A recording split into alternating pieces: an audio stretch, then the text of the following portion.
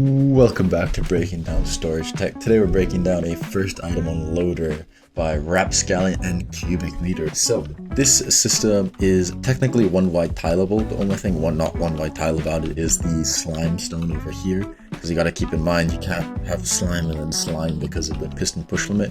But apart from that, completely one wide tileable, and also a dustless system that so what a first item on Loader does is basically, if you have like a box like this right here, put this down right here.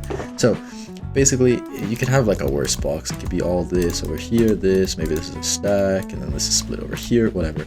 Basically what this system does is it takes the first item and unloads all of it inside of a shulker box. So it'll unload all of this and then spit this shulker box out. And so basically what this allows you to do is be much nicer to your storage system, because it can just keep storing the same item, same item, instead of having like, okay, one chest here, one redstone, now another chest and stuff, so you don't have to keep unloading or unlocking and relocking slices and things like that. So this can really just help boost the lag efficiency of your storage system, along with many other purposes. Now, this system has been updated so that it can now also handle unstackables, which is really great. An unstackable, if you don't know, is something that can only be stacked of one of ourselves: shovels, armor, minecarts, boats, whatever. So now the system can handle unstackables. So let's just get straight immediately into it. So right here you got your input here. It doesn't have to be a chest, but you just got to input it into this line right here, and this is where the fun begins.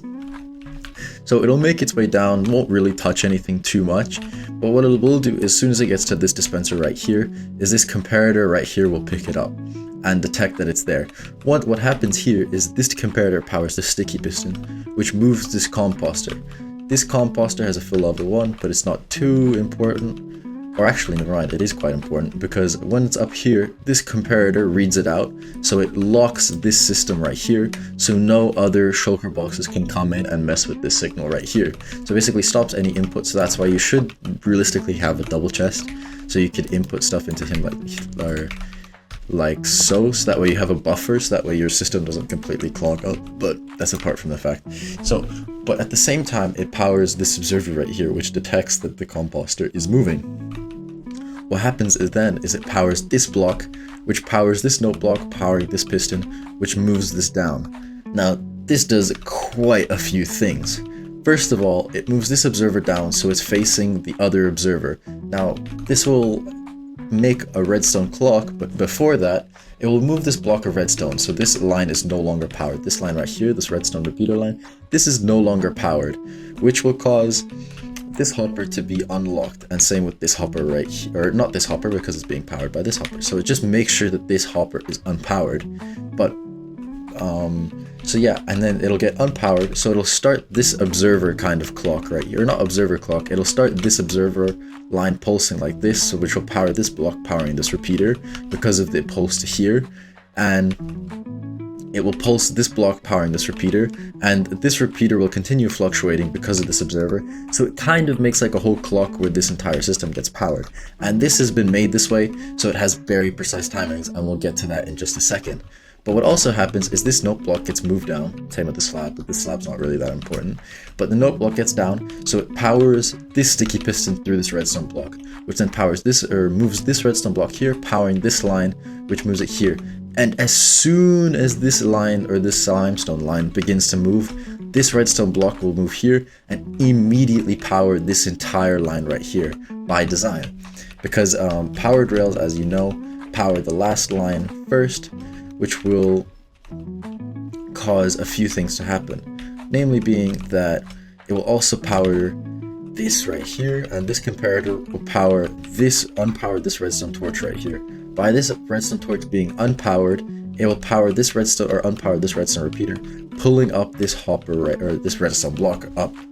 This will cause this redstone sticky piston to pull back and cause a pulse in this powered rail right here, so it'll power the dispenser, because it will unpower because it's no longer powered by this redstone torch, but when this redstone block comes up, it'll power this powered rail. This is another instance of it being technically a tileable because it's only one slice wide, and the majority of the components are only a tileable. But this is another thing, we have to keep flickering between powered rails and activated rails, otherwise we'll get a bunch of cross powering and that'll just mess up the whole system.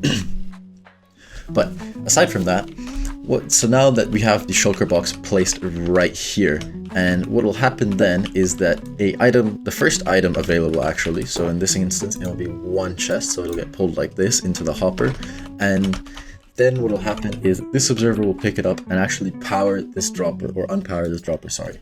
It's a little bit weird, it uses some quasi connectivity, but basically it causes an update here of this observer and this observer.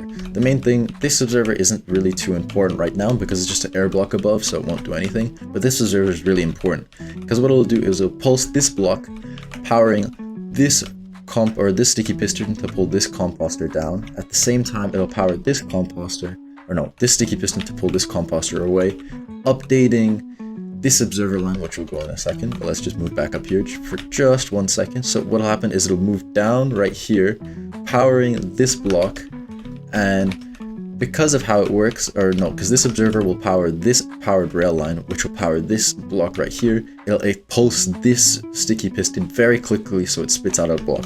So basically what happens is this block of redstone right here gets replaced with a white concrete, because this will move up and this will move down. Now coming back to here, this observer line, what will happen is it will pulse this system right here, but the main thing is that it will the sticky piston will no longer be powered because this comparator is not taking an output from this composter. So it'll unpower this observer line, which will move up, and that will just basically stop the unpowering of this. And also these bottom lines right here will unpower because they're no longer powered with this comparator, so items will start flowing.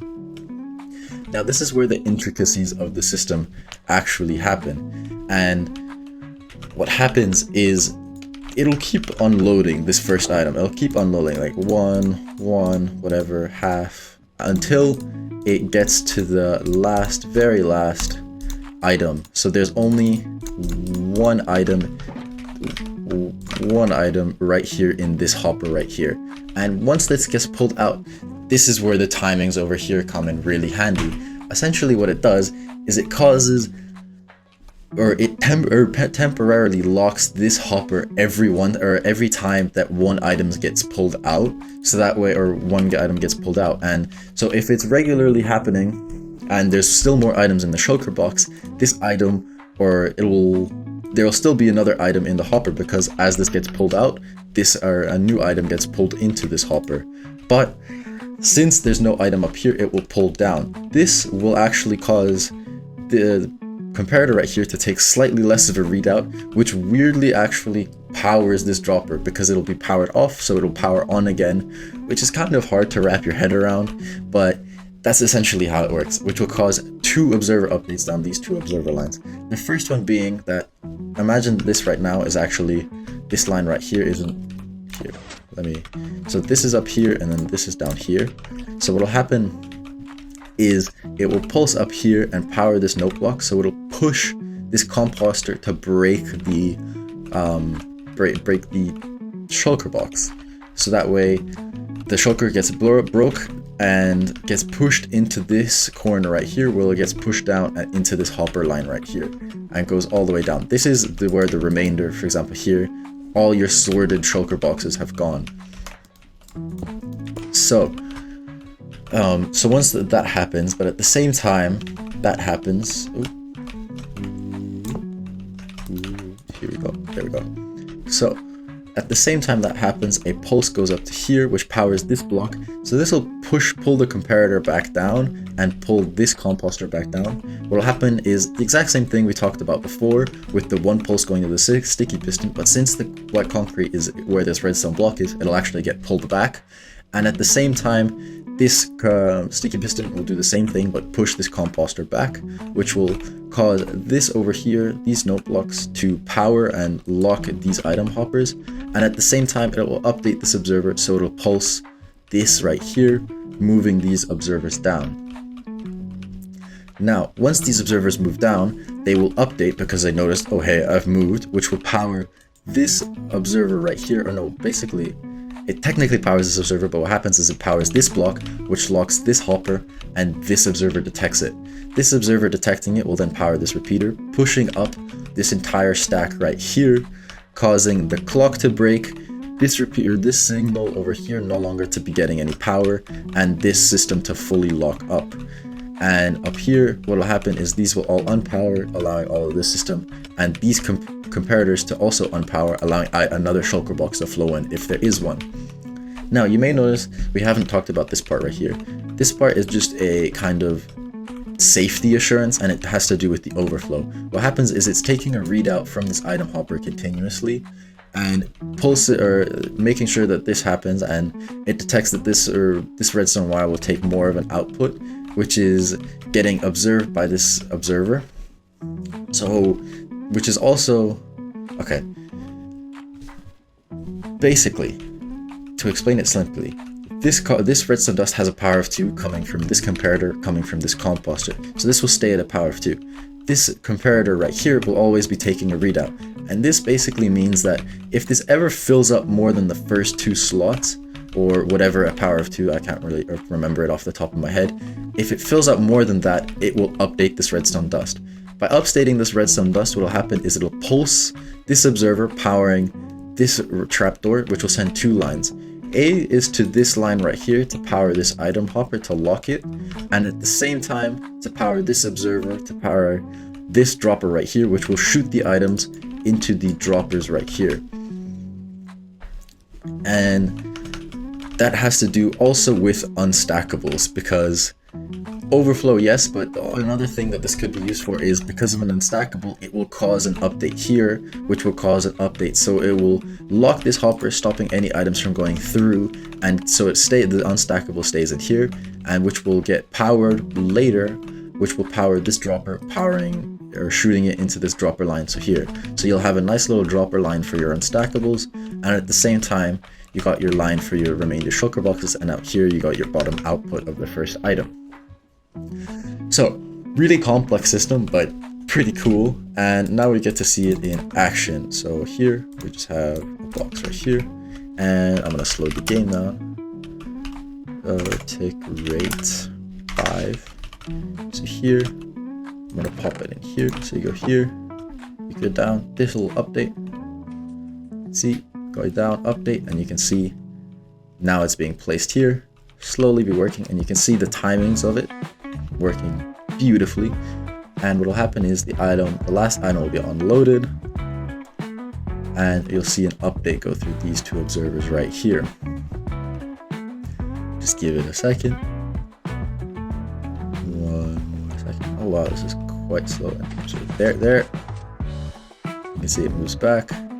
System powers, and there you go. So if I reset the tick rate, you see you got your 16 chests here, no unstackables anywhere to be seen, and you got your shulker box here.